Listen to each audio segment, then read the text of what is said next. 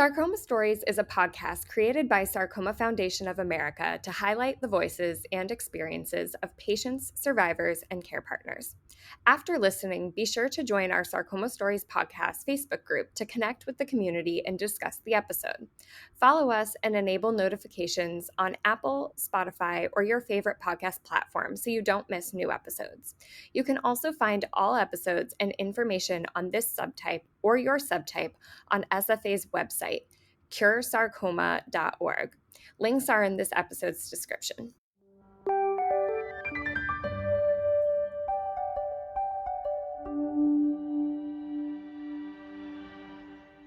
On this episode, we're joined by Simone Cheatham, a member of the Race to Cure Sarcoma Chicago Committee. Simone became actively involved after her late father, Hardin, lovingly referred to as Dad throughout this episode, was diagnosed with sarcoma. Hardin's journey with sarcoma was unique. His sarcoma diagnosis came shortly after he had already been diagnosed with breast cancer, leading Simone and her family into a complex and uncertain path toward understanding the disease and deciding how best to move forward with treatment. In this episode, Simone shares what it was like to support her father as a caregiver alongside her mother, offering a deeply personal perspective on navigating a rare cancer diagnosis. Shortly after her father's diagnosis, Simone's experience took another unexpected turn when she herself was diagnosed with Hodgkin's lymphoma. Simone reflects on the stark differences she observed between her own treatment options and those available to her father, and she speaks passionately about why advocacy and research in the sarcoma space are so critical. Simone, thank you for being such a powerful and committed voice in the sarcoma and cancer community, and for sharing Dad's story with us all. Let's dive in.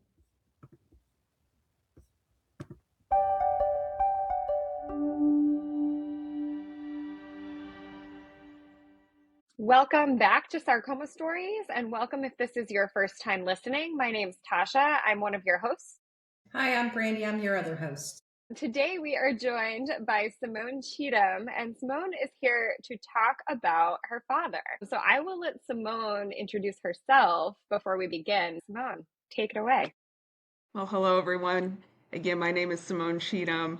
I'm based out of Chicago, Illinois, but originally from Indianapolis. And as Tasha mentioned, I have come to know sarcoma because of my dad. My dad was diagnosed with sarcoma, and we'll get into this, I'm sure, but we're not sure of the subtype of what it was exactly. But he was diagnosed in March of 2023 and eventually passed in July of that year. Ever since then, I've been working with SFA to support the cause and to support their mission. And I'm looking forward to talking with you all today. Simone is one of our amazing Chicago Race to Cure Sarcoma Committee members. And so we are so appreciative of all of Simone's support and involvement to support the sarcoma community. But as Simone mentioned, so Simone's father, Hardin Cheatham Jr., was diagnosed with sarcoma, you said, in 2023. So let's talk about him. Like, what was Dad like? Tell us about him before we talk about his sarcoma journey. I was thinking about this earlier actually. Dad was just an amazing human being. He was so loving. He was so fun. He was so smart too. He was originally from Indiana, born and raised in Terre Haute, Indiana, and eventually moved to Indianapolis and had quite the life. He was a musician in the first part of his life professionally and then continued that through his life, but not in a professional setting. So he loved music. He was with my mom for 50 years, married for 46, almost 47. A huge accomplishment. Yeah, huge accomplishment. Yes, for sure. And he was just a wonderful person. He was a man of faith, loved the Lord. If he was here, he'd tell you all his stories. He was a great storyteller. He'd tell you everything he knows. And one thing that was really fundamental to him was helping people and finding ways to be there for people in multiple capacities. So I could go on and on about him. I miss him every day. I used to talk to him every day since I left the house at 18. We talked every day, at least once a day. And he's just a great person. I miss him. I miss seeing. I know he's with me still, but I miss hearing him physically and seeing him physically. Yeah. Yeah. Yeah, he is an incredibly dynamic individual. And I say that like as if I met him, which I have never met him, but I have known you long enough and we've talked about him so much that his personality shines through every single time you speak about him. So I really appreciate you sharing who he was as a person before we start talking about his sarcoma journey, because he was so much more than that journey. Um, Absolutely. Absolutely. yeah. So on that note, how did his journey begin? I know that from what I know, it's a very interesting journey. It's not super typical. So tell our listeners about how that began for him. Sure. So for Dad, it started in January of 2023, and you're right. It's not a typical thing. Dad had had some medical things for years, and so he was changing up some medication that he had currently had. And I remember it was right after the new year. I'd come home for the holidays, and I had stayed a few extra days the new year in 2023. And he was experiencing some side effects from things. And I told him, Dad, this isn't right. You should go get this checked out. In dad fashion, he was kind of like, yeah, I know, but I'll get to it. So those side effects continued, and he eventually got an appointment. I think it was towards the end of January. And so he went in for the appointment with mom, and he actually disclosed not only these side effects, but he had been some things on his chest. And doctor takes a look, very visibly something is going on, and they send him for a biopsy. And long story short, a week and some change, he was diagnosed with breast cancer. So that's how this started.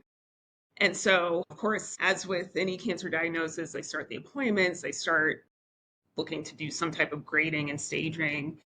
And they did that with him. And after a PET scan, that's how they found sarcoma. When we went through the PET scans and his retroperitoneum, they found this huge mass. And they said, we don't know what this is, but we've got a biopsy. And so in March, he had the biopsy for that, and that came back as sarcoma. We don't know exactly what type because of the location. The surgeon was very skittish about taking too much tissue because it was wrapped around his aorta and it was around a lot of organs, and just kind of it was a mess, right? And so they took as much as they could, but they could tell it was sarcoma. They sent it off to multiple places. You'll have to correct me on the pronunciation. They said they presumed it was Leo Leiomyosarcoma. Yeah. leiomyosarcoma. Thank you. I always mess it up, but leiomyosarcoma is what they presumed it to be, just based on what they could see, but no definitive diagnosis. So as you can imagine, right now we're dealing with two, and whatever limit options for treatment he had, breast cancer was one option, but then this complicated everything. And sarcoma has its own, limited options too, and then this just narrowed everything down. Can I ask a clarifying question? Yes. When he was diagnosed at the same time, it sounds to me like he was diagnosed with breast cancer and sarcoma literally at the same time. Correct. So he went in, breast cancer was more visible. So that's where they did Right. that initial biopsy. And then they said, okay, we've got to stage this. We'll make sure for a treatment plan, like we can figure out the next steps for the breast cancer. And that's when the coma. So it was literally like February, we got the definitive breast cancer, PET scan, then there's something else here. Sarcoma was the second biopsy. We started asking, are we sure this is not breast traveling somewhere else? Are we sure they're two separate things? Do we know which came first? And we got a lot of theories, and more so their theory was the opposite. Based on the location of the sarcoma, they thought, oh, this may have been a growing thing that happened over time, and then somewhere along the line breast cancer developed, potentially because of age and other complications, like he was diabetic, for example. There was all other things going on too. And so they thought it might be the opposite, but because they couldn't tell, right? It was rough. And it was his mass and it was really his back. I mean, that's the easier way to say it, in front of his spine. But I mean, it was pretty substantial. It was big. And like I said, it was wrapped around certain things. So, and it had metastasized at that point. So there were the nodules in his lungs, not a ton. They were pretty small at that point, but then they knew and that was also the question, right? Is that breast cancer? Is it not? And they said, well, based on how sarcoma typically travels, it's probably sarcoma, but we don't know. So Yeah. Sounds like a lot of his journey was met with, we don't know. Like every time we talk, even when I ask you clarifying questions about your journey with him and his journey, it still feels like a lot of it is unanswered. Like it was such a quick moving process for him too. Yes. But even these years later, there's still question marks. Oh, yeah. Yeah. And it was always very, how did this happen? Right. And how Right. the other thing too was really because he had these other complications. Dad had a stroke when I was in high school. So I happened to be at the house and I took him to the ER and we got it handled, thank God. But it's how his diabetes journey began. So that was almost 20 years ago, 20 years now.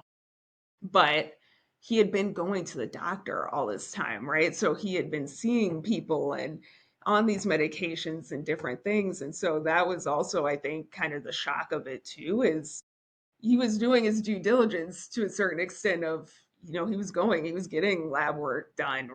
He Right. was talking to people. He had complained about some back pain here and there over the years. He had some lymphedema issues, right, Mhm. the year prior. So they were working with a nephrologist, which is tied to the diabetes and all that stuff. So it was kind of one of those, how did we get here situations where this is happening? I mean, I don't know. It's still a lot of I don't knows, right? And we don't know what caused it. Obviously, we don't know if something amplified all of this.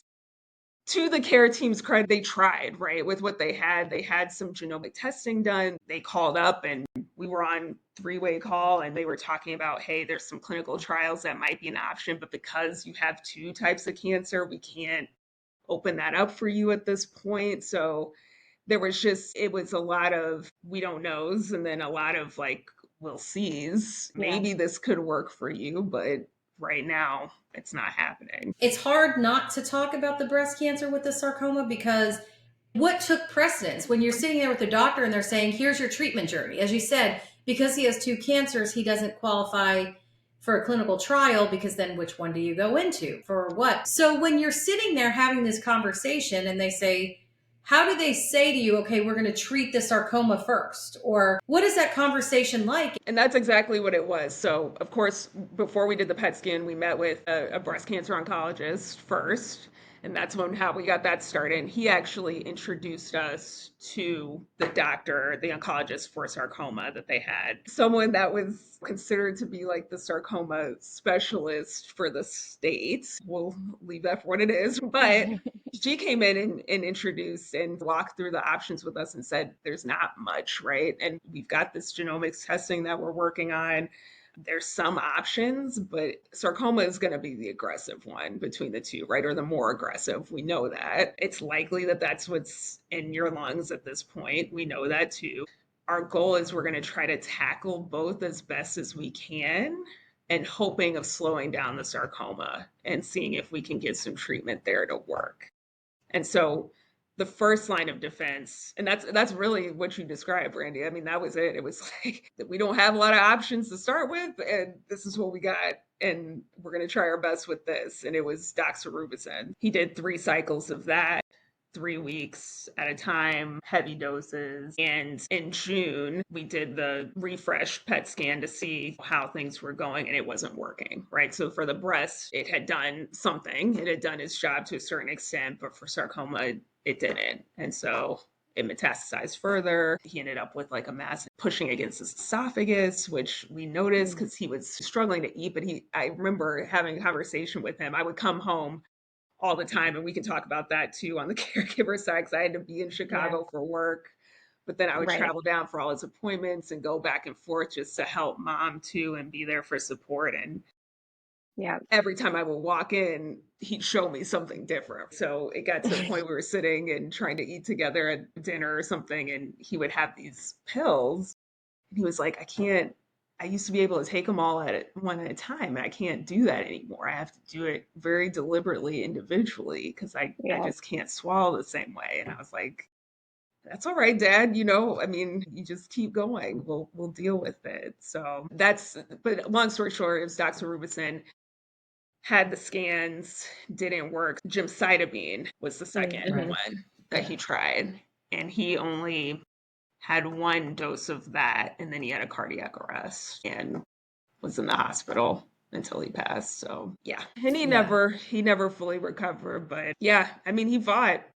He did. And in dad fashion. So one thing, I didn't mention this about dad, but dad was a true fix-it person, right? I mean, when I said he was smart, he could fix anything. And you would sit there and be like, how do you even know where to start with this, dad? Like, you're not a plumber. You're not a this. You're not a that. And he'd just be like, well, we're going to try it and we'll see. And so very much that personality trait of his, of being a problem solver, he did that. And the same thing happened when those came through, and they presented him with, do you want to try the second chemo? Do you not? And I remember I talked to him, the doctor left, and we talked about it. And I said, Dad, we'll support you. This is for you. Don't do anything for us, Mom and I. And he just said, no, we got to try it. I'm going to try it. And so that's how he was. He just kept going, and he had the cardiac arrest, but he tried and he fought. I'd love to hear more about that, because I think there could be listeners who find themselves in that situation, both as the care partner and as the patient. And I want to hear your perspective, because as a care partner, I'm sure you have your desires for the outcome of the patient. But ultimately, what you said to him is giving him, like, we're going to support what you want to do, even if it's different from maybe what we want for you. That's a really empowering thing for the patient to hear. But I also imagine from your side, that's a really emotional conversation. So I'm just curious, like, how you had that conversation, and if we could talk a little more about it, because I think it's a conversation listeners find themselves in. Sure. So it was very matter of fact. And I was very close with dad, right? And sometimes if I talk about him in the present tense, I still do often. So if I do, Yeah, please don't be that's thrown okay. off. I talk to him all the time. So as I was mentioning, when I went back and forth to Chicago, I mean, some of these conversations, dad was never the one to come out and say, this is the end and this is exactly what I want. But he would say what he needed to say. And I see it more in hindsight now. It was like I'd make note of it in my head and push it to the back. But I see now that he's not here what he was doing. But he would make these comments and say certain things. And mom told me after the fact, too, that he did the same with her, too.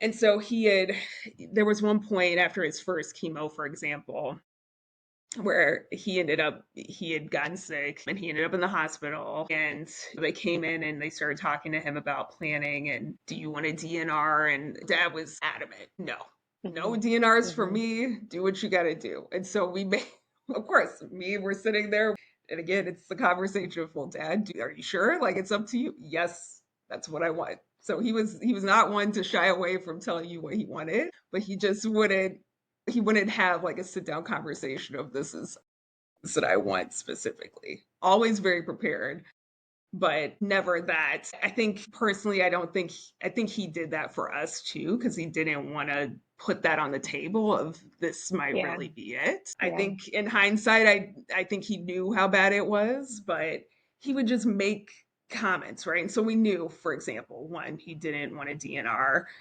He wanted people to keep trying if something were to go wrong.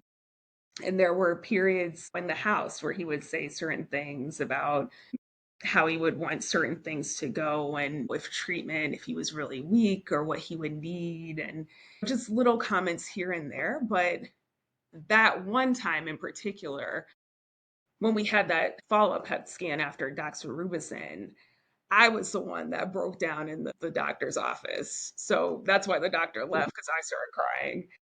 And I just told him, I said, I'm sorry you're having to go through this, Dad, and you do what you want to do. I want to make that clear.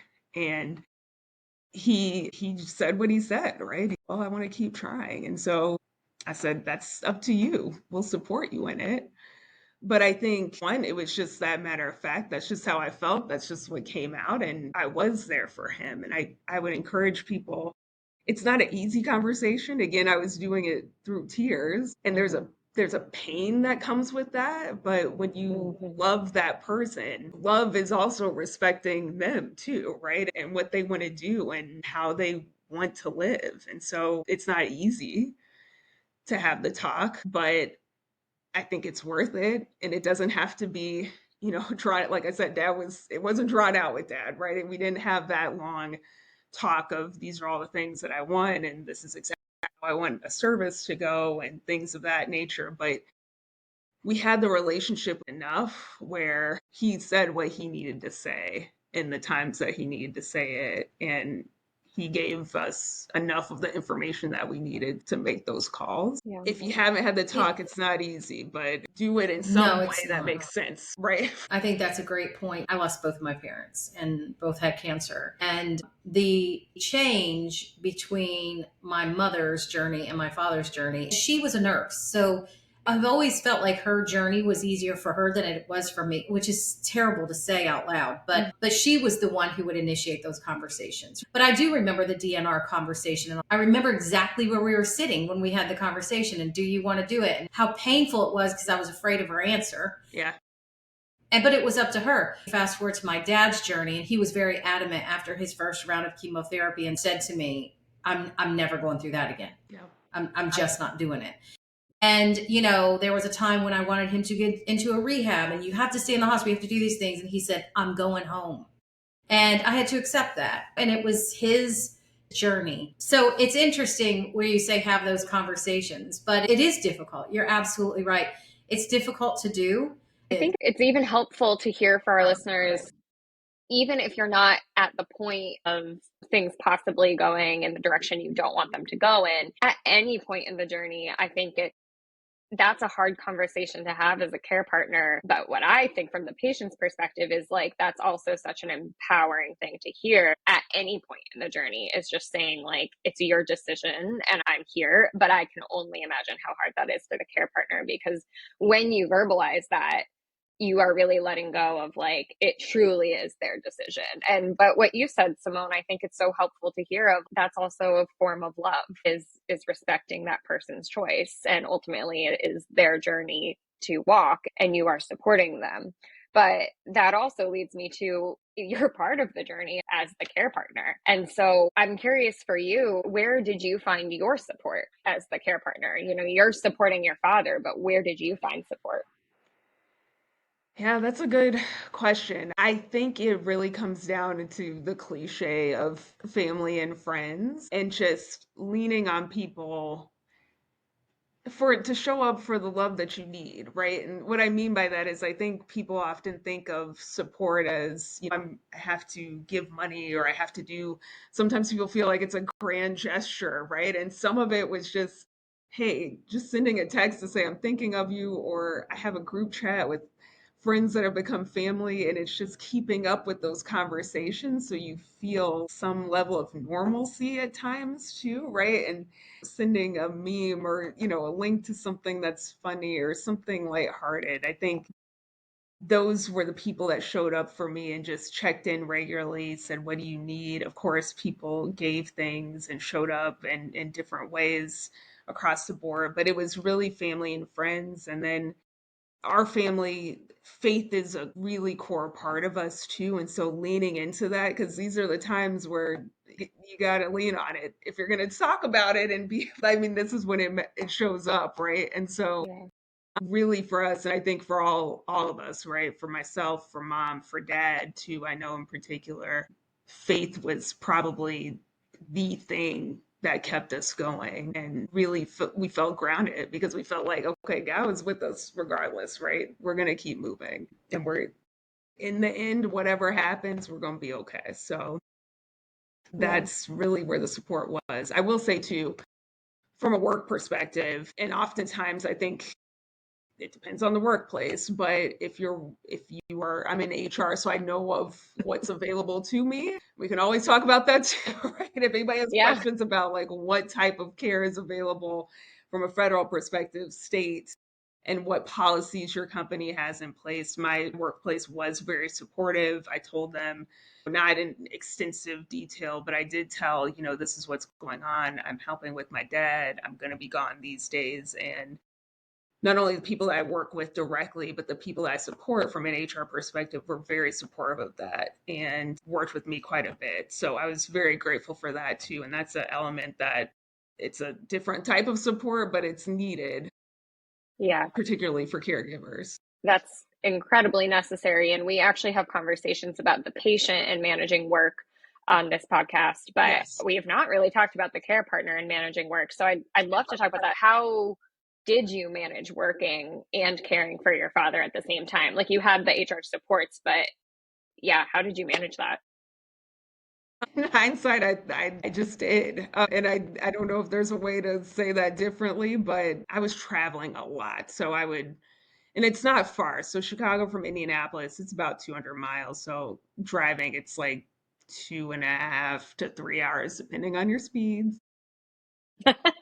And so I would go back and forth. I'd make use of the weekends and things, right? But I did take advantage of things like FML leave, family medical leave, right? We had a sick leave policy that allowed for caretaking in Chicago, for example, and Illinois have their own specific regulations around that, and companies often add in addition to that. So we had that in our policies. I took advantage of that. And I'm grateful I'm in a position where I could work remotely, right? Not everybody has that, but I was able to take my laptop. And I remember when Dad was in the hospital, for example, like I'd sit with him and I might pull out the laptop and get a few things done and then be able to be there with him and support him. It's quite interesting because he, as the patient, would often tell me, I remember him being like, make sure you're taking care of yourself. Be careful on the highway. Do what you got to do. Don't worry about me, right? As parents do, I think in general. But he was a support that way at times, and I appreciate him saying that. But I remember always being like, Dad, it's fine. Don't even think about me. But he couldn't help it. He would. But that's what I did. And again, I mean, I'm grateful that I was in a position to be able to do that because not everybody can do that. If you have a job where you can't necessarily pick up a laptop and leave, there's still options for you, but I think that makes it more difficult. And if the employer will allow you to pick up the laptop and leave, Yes. even if you could and you have a job, those are two very different things because some employers, no matter what, won't allow that. Yes. Yeah. Some people just aren't even in any of those positions to Right. be able to do that. And it makes a huge difference. It does. And, you know, this because you're going through stress anyway, right? You're already going through something. And that little act of kindness, in a sense, goes such a long way to alleviate the stress you're going through. But also, sometimes I wonder with employers, it builds loyalty too. Yes. The fact that you cared about me in a difficult moment means everything. Yes. It means everything. It's great that you were in a position that they cared Yes. enough to say, yeah, let's work around it. We can figure it out. Right. And you know, as we talk about also the support that you received and you being a care partner to your dad and going through your own journey, watching your father go through something, you're also supporting your mom. Yes. Mm. Absolutely. Who was losing her partner of 50 years. Yes. Yeah. So how did you help to support your mom while dealing with all the emotions that you were going through as a daughter? Yeah. It was hard. I mean, I think for me, a large part was to go down there and I would check in on him, obviously, but I was checking on her too. And I would just be there, right? And so mom and I have both of their personalities, but mom and I, we are both like heavy gardeners, for example. So, like, her thing is when she's stressed or whatever, she'll go outside because they've got a yard, they've got a ton of flowers and things, she'll go garden, right? And so, part of me being there was allowing her the space to go garden. So just knowing that somebody was in the house and with dad, and oftentimes dad was resting or doing whatever, anyways, he'd be doing music stuff too, whatever was going on. Just knowing that I was there, I think helped ease her into doing things and trying to find space for herself too. Because as you know, when these things happen and as we're progressing through treatment, dad got weaker, things were happening, and he needed additional support. And mom was there the whole time. I was at least going back and forth to Chicago still for work, but she was there through all of it. So I think just being there and trying to give her breathing room I think was helpful. And I would talk to her one on one. So I'd go talk to dad, right, and get his side of the story of what was going on. And then I go to mom, like, okay, tell me what's really going on. What's happening, right? And not that dad would not tell me things. Mom would tell me more, right? And so she would have a different perspective, and just allowing her to have space to talk to somebody Yeah. too and say, this is what I'm seeing. Like, that was part of it too. And there were things that I did. If dad needed additional, we got a wheelchair and a walker, and like putting things together, just little stuff like that, where it became a stressor for mom, or it was something that it's one more thing to do. That's where I would step in and say, hey, I'll do it and I'll put it together. I would talk with dad because, again, he was a fix it person. So he'd be sitting there watching me do it and making sure I'm doing it right, giving his input on occasion. I think he saw that I had gotten more comfortable over the years of putting things together thanks to his teaching in ways. But I tried to find ways to just give her some breaks a little bit. Yeah. And whether that was just to go outside and garden or go with her to the store or something like that, just having someone there, I think helped. I think she would say the same too. I would hope so. Yeah. But yeah. That is a really tangible support, an important support, because even if someone didn't have a daughter to come and help, like it's anything for a friend to do of just like, I'll be in the house so you can take 1 hour. I mean, it's interesting hearing you say that because my sister, for my diagnosis, went back and forth from Chicago. And I remember her saying, it's been about this many weeks. I'm going to give someone she would literally say, I'm giving them a break and I will be here round the clock for a week, and that way they can go do my dad kayaks, so she's like, dad can go on his kayak vacation that he takes annually, or just like we would get to points where we could see people. And I would never want to necessarily say burnout, but I do think care partner burnout is a real thing, and you see them start to, in order to be able to give their best as a care partner, they need those breaks too. So I think that's so helpful. And your typical thought is, maybe I'll make a casserole, but sometimes it's just staying in the house for an hour so that they can go grocery shopping without having to worry. Like, that's a really Yes. nice thing to offer. Yes. And again, I think that's when you think of support. I think people think of, money, or like you said, food, or like doing sometimes bigger things. And oftentimes it's just creating some level of normalcy, or like you said, giving breaks so people can do things to make them feel normal and kind of step aside and do something for themselves a little bit too. Mm. So I think there's all different types of ways to help. And that's really a biggest message as a caregiver. And oftentimes the caregivers don't even know exactly what they need, right? It's, you don't think to, Yeah. oftentimes people say, well, let me know what you want. It's like, Oh, I don't yeah. even know if I have my shoes tied correctly. I can't think of what exactly I need. So just showing up and finding ways to provide that normalcy, or to give the breaks or whatever, or even just saying, hey, I will give you money, but here it is, right? Don't wait for the Yeah. request. Here's a meal. Go get some Mm. DoorDash, go get something. All of those things Right. help in their own way. Yeah.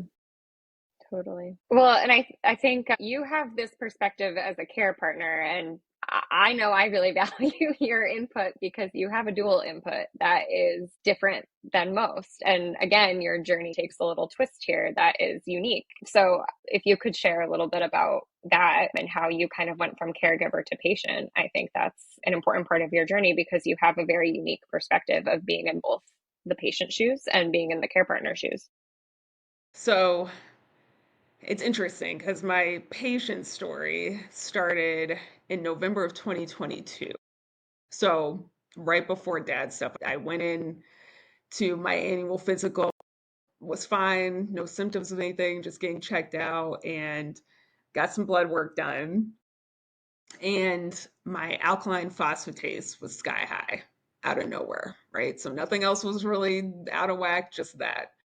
And so my doctor, to her credit, my primary care physician, and she's always been this way, but she's like, let's check it out. I don't know what's going on, but we got to get it checked out. And so we started down this road of multiple tests, whether it's blood work or additional tests, scans, ultrasounds, all types of things. Initially, they thought it was a gallbladder issue because that's fairly common if you have something going on with your gallbladder. that enzymal flare up. That wasn't it. Then we went to the liver route because it's liver enzymes. So they thought, okay, maybe something's going on there. I got in with a specialist. Mind you, this was happening, of course, now by this time dad's stuff is happening, right? So I'm waiting to get in with a liver specialist while going back and forth with dad. And like literally within 2 weeks of dad passing, I had a liver biopsy and that came back with not a lot of issues. But with every test, they kind of do this pattern of like, well, we don't see anything, but let's do like one additional follow-up, right? Just to make sure and rule everything out. And so after all the liver testing, they did a cardiac test. I think it was an echogram first, and then they did a cardiac MRI. And the cardiac MRI is what started showing a ton of lymph nodes that were, I had a mass in my chest, right? And so then I had biopsies on that. I had 2 different biopsies on lymph nodes. So one through my neck, and then one I have a scar here, a mediastinoplasty, where they went in and dug out lymph nodes further. Long story short, after a year and a half, I was diagnosed with Hodgkin's lymphoma. So that was it was April of 2024. So however many months since dad's passing in July. And then we got hit with that. So it was, I think what was unusual about it and very different from dad's situation in a certain way was that I didn't have any symptoms really. I wasn't struggling with anything. I didn't feel bad. I literally went in for a physical. And again, to my primary care physician's credit, she really pushed, like, we got to get to the bottom of this because this doesn't just happen. And so that's how I got there. But I remember the day. This is one of those days that's like seared in my memory. I was back home in Indianapolis and I got the call. And my first thought was, what in the world? And the second thought was, how am I going to tell mom? Right? Because we just went through all this with dad. And I was dreading. And I went out to the dining room table and I saw her sitting there. I was like, I got a call. And I told her, and the emotions flowed, of course. But that was my biggest concern, was her, because I just thought, man, this is going to be tough for her to swallow. It was, obviously, but she took it in stride, and that's how it started for me. It's such a difficult thing to hear in general, let alone you're roughly 6 months into your own grieving process with your father and her husband. Like, that's such a challenging thing to hear in that exact moment, Right, with everything else you had just gone through. Yep. It was, and again, not having any symptoms, it felt kind of like, is this real? You feel, am I in some type of weird dream, or did they get it right? I mean, that was kind of my first, how do we know for sure? Especially after all these tests. And I actually, interestingly enough, one of the surgeons that did one of those biopsies told me straight out, it's not cancer. Don't worry about it. It's probably autoimmune disorder. But to that surgeon's credit, he called me up. He called me back and said, I am so sorry, and full out apologized and said, I never would have guessed. And my hope is that it was a learning lesson for him, that you never know, right? And don't rule it out, because it could be something. Right. Yeah, don't say definitively it's not this if you really can't say definitively yet it's not this. Yes. Yeah, right. That's a big and lesson. We've run into that so much in sarcoma. It gets so frustrating. Yes. So what were the differences from your perspective, from your experience having cancer and your dad's experience having cancer? And what were the parallels and the resources available and the options, I guess? Yes. So it was night and day. And I think that was probably one of the more stark things. It was just like, wow, this is so different. With Hodgkin's, at this stage, it's curable, right? It's very treatable, curable even, high success rate for treatment, lots of different options. And actually, as part of my treatment, straight out of the gate, I was offered with the opportunity to be part of a clinical trial to do immunotherapy first, with the hopes of doing less chemo on the back end and then being cured and in remission. And so that's what I did. And I did 6 cycles of immunotherapy, which basically equated to 6 months, and then I did 4 months of chemo. I was advanced stage, so I had it had spread all over my lymph nodes, above the diaphragm, below the diaphragm. Their grading is a little bit different for Hodgkin's, but that's what I did, and it worked. And I'm in remission as of February. And Congratulations. Thank you, thank you. I did my first set of follow-up scans in July, and I'm still clear. And I pray that continues. I believe it will. But it was wild to see and to come in with this, because of course it's scary. Anytime you hear cancer in any capacity, you have these notions of, okay, what comes next? What's going to happen? This is going to be rough. And to hear how many options there were, that there was an option for me, that it was offered to me outright as the first line of treatment in a clinical trial that could hopefully get me a less harsh treatment for me, was wonderful. And then to see that juxtaposition with Dad, and it was kind of like, we're in this situation of, we don't know what to do. We don't know what we're dealing with. We're going to try this and see and hope, and that not working. And then kind of another, we'll try it and see option. It made me sad, but it gave me hope, because there was also a time when Hodgkin's was in that same boat, right? Where people didn't know what to do with it.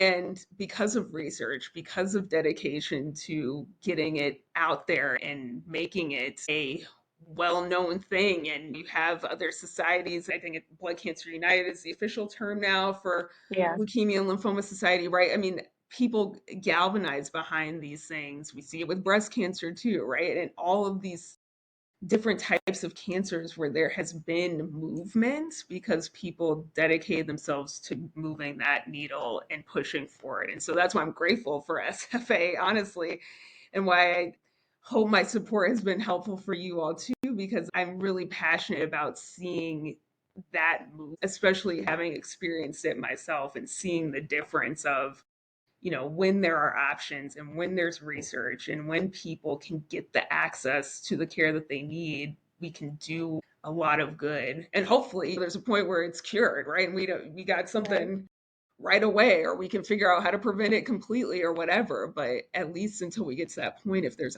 options and there's dedication behind those options, we can get to places where there's viable things that are less harsh on the body, that work, that make it better for everybody. That was really the big difference. It was just night and day from that perspective.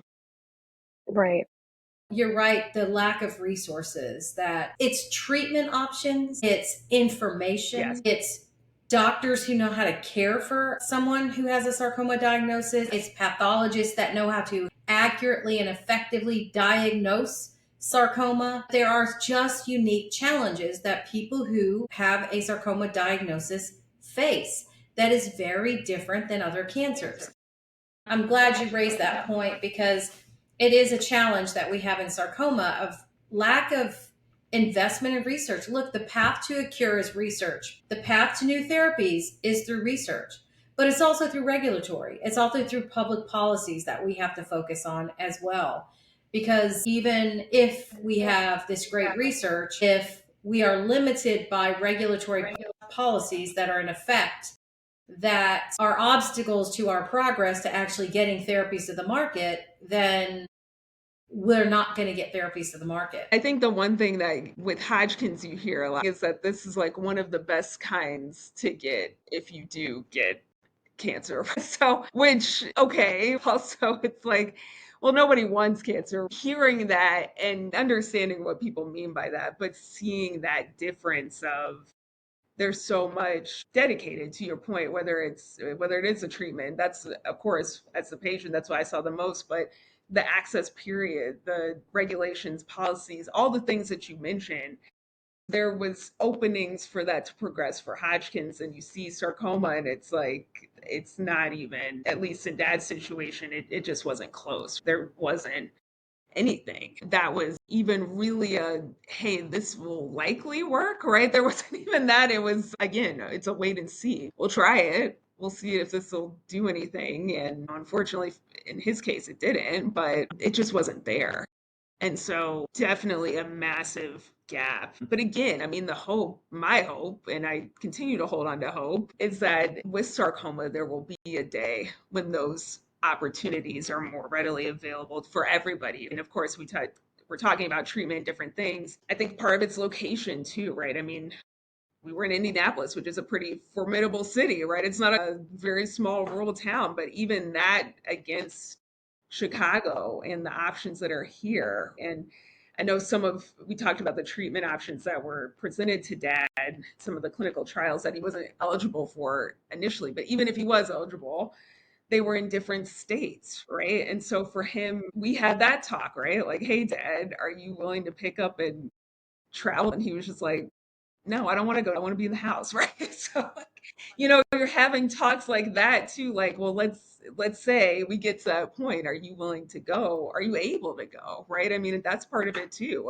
He wasn't really in a state to travel that way either, and so all of those pieces too. It's very complicated and complex, but seeing the differences across treatment, across the differences in location and what was available, all of that, I think plays a role. You're absolutely right. When we talk about access, how important access is and what access means, it means so many different things under that one umbrella term of access, because access means just having health care so you can actually get treated.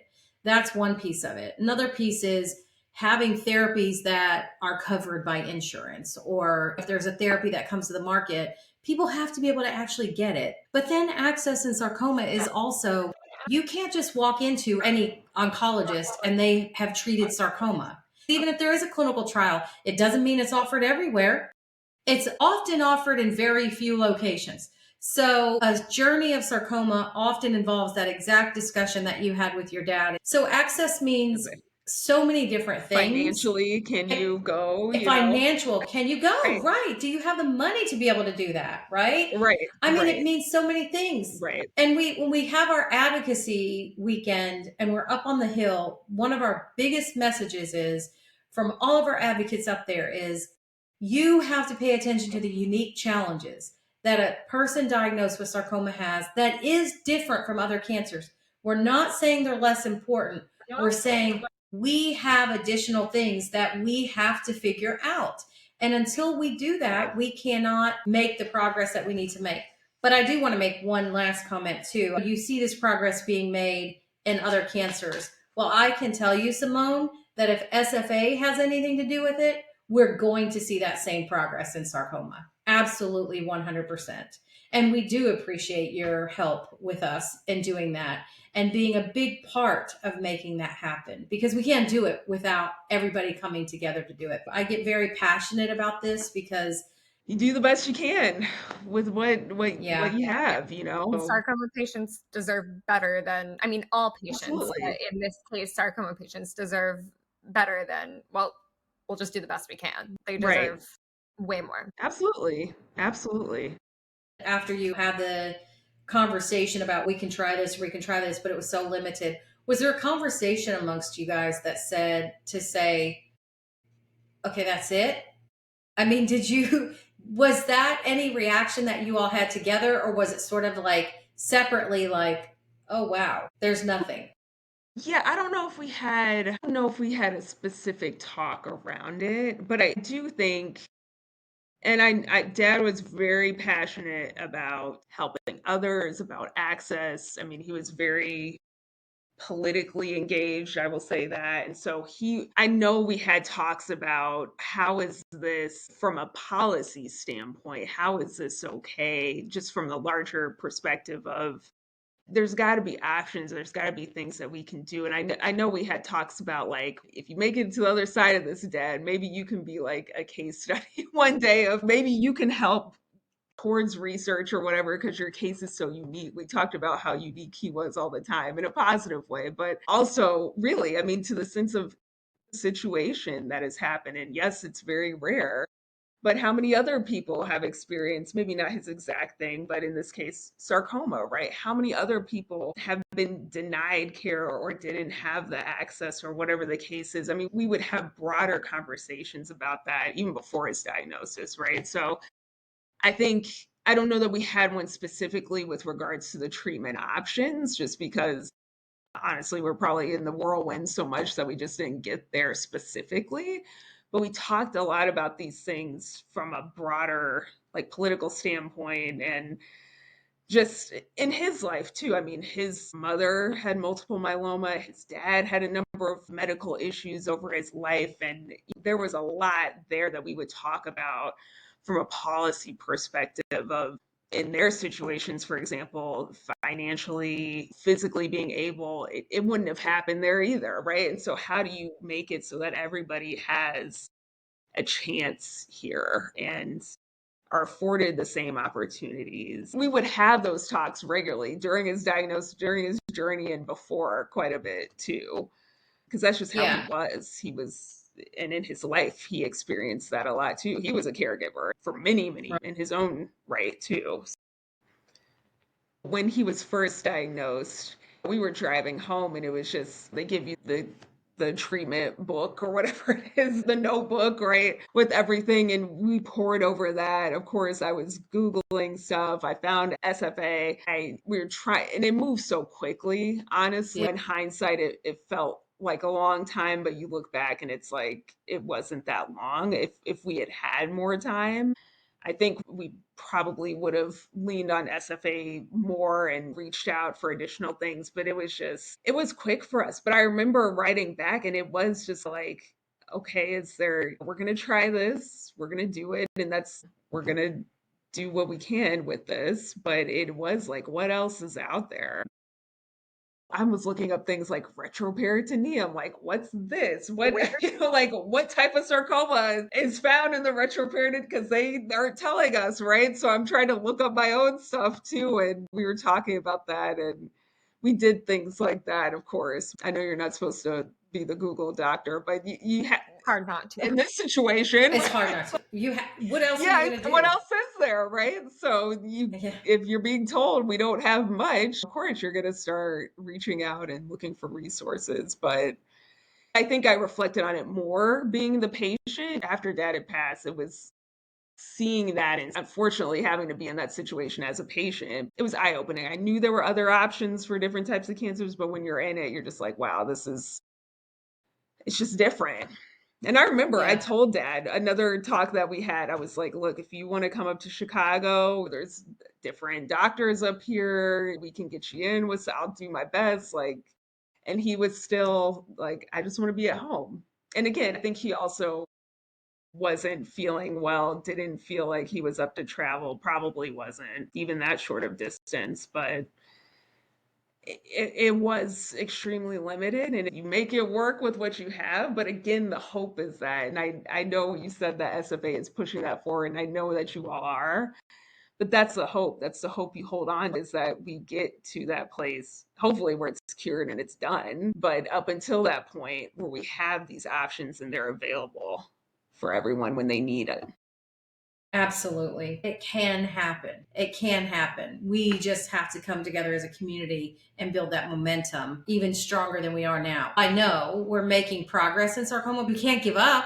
We can't Keep give going. up. No matter what obstacles are put in our way, we can't give up. You got to keep going and we got to get there. I think that actually is, if I recall correctly, something your dad said is Yeah. the message that he would leave for us through you is Yeah, that you keep he would going. always say this phrase, particularly during his journey, and he would say, "Keep your eyes on the prize." And so whenever Mom and I, if Mom would get upset or we would get upset, or even I think he was saying it to himself too, right? It was, keep your eyes on the prize. And in our minds, the prize was, okay, he'll come out of this, he'll go into remission. He was never very deliberately saying that. Maybe the prize changed for him towards the end, right? But his in his journey and in his walk, that's what he always was saying to us as we went to treatments, as we came home with not the ideal news. He would regularly say that to us. And so I think that's definitely the message he would leave for this group too, right? Is the prize for us is finding a cure, right? And hopefully eradicating this, and we don't have sarcoma or really any cancers at some point down the road. But however discouraging it gets, whatever obstacles, you have to hold on to the hope and you have to keep your eyes on the prize. You just keep going. So that sums up Dad in a nutshell. He would tell you, don't give up, you don't lose hope, you just keep moving. And so that's what we'll do. Well, we got to say thank you to Hardin for that one. Yes, yes. That was my last question is what's the message? I feel like you just brought that together so beautifully, and I couldn't have dreamed of saying it better myself. So that was so great. But Simone, for our listeners, if they would like to connect with you, is there a place where they could do that?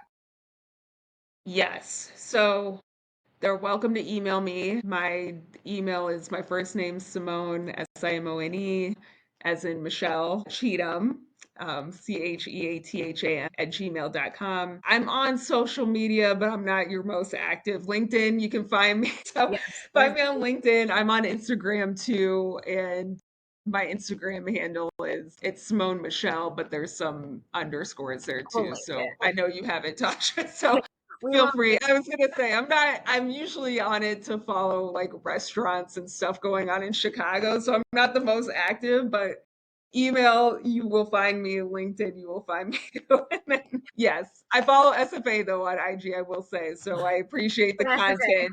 Yes, exactly. I follow people and institutions and things, but I don't post a lot. We will link all of that. Simone, thank you so much for sharing your dad's journey, for sharing your journey, for sharing your perspective, and so much important information and reminders about why this work is so important and how we can do better for sarcoma patients in the future. And we're just so glad to have you as a part of our community helping us with that. You are really such a powerful voice with us. So thank you for all that you do. And thank you to your dad. Like I said, every time I talk to you, I feel like he's right here with us speaking through you. Yes. Shout out to Hardin. Yes. Thank you. Thank you. Thank you for the opportunity and thank you for all the work that you all are doing. I know it's not easy, but it's so appreciated. And I can't speak for everybody in the community, but I'm sure I know that everybody appreciates all the work that you're doing. And I know Dad would be so happy to meet you all. And I know he's happy that you all are out there fighting the fight too. So thank you too. And I'm sure he's happy to see you advocate on his behalf. Yes, I think so. I hope so. I hope so. He was a very private person, but I know that he was an advocate in his own way, in multiple ways for people. And so he would want, if his story would help somebody else, he would definitely want it out there because that's what he was all about. Here it is. Here it is.